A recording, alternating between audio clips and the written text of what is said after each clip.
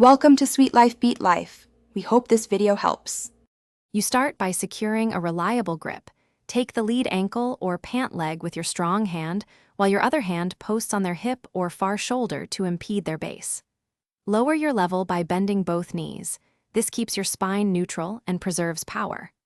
Once positioned, step your lead knee inside their stance and angle your hips 90 degrees to disrupt posture. This initial movement creates the entry window and forces them to redistribute weight so you can finish the lift and drive. With the entry made, drive your trail knee between their legs for a deep penetration step while maintaining chest contact to your knee.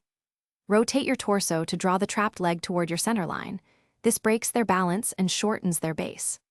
Once snug, secure the ankle and escalate your elevation using leg extension, not back arching, while pulling the leg up and slightly forward.